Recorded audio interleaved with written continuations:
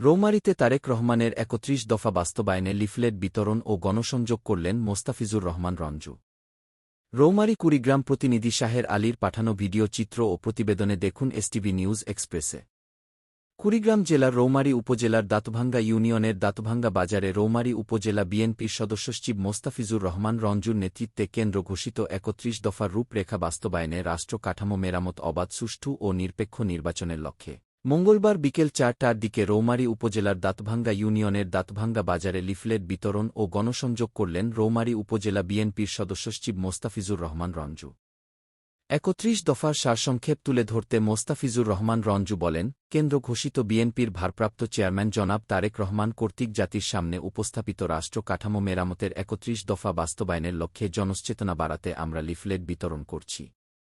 জনগণের গণতান্ত্রিক অধিকার প্রতিষ্ঠার লক্ষ্যে সংবিধান সংস্কার, অবাধ সুষ্ঠু ও নিরপেক্ষ নির্বাচন অনুষ্ঠানের লক্ষ্যে কৃষকের উৎপাদন ও বিপণন সুরক্ষা দিয়ে কৃষি পণ্যের ন্যায্যমূল্য নিশ্চিত করা।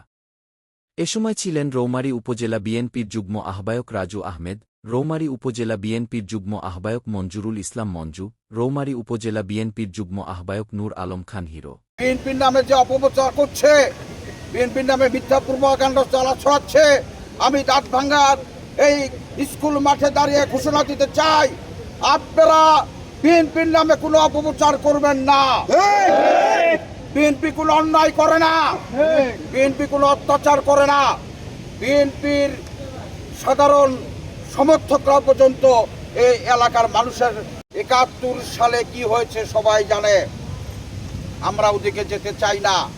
আজকে তারা বিএনপির নামে যে অপপ্রচার করছে, বিএনপির নামে মিথ্যা পূর্বাকাণ্ড ছড়াচ্ছে, আমি দাঁতভাঙ্গার এই স্কুল মাঠে দাঁড়িয়ে ঘোষণা দিতে চাই, আপনারা বিএনপির নামে কোনো অপপ্রচার করবেন না।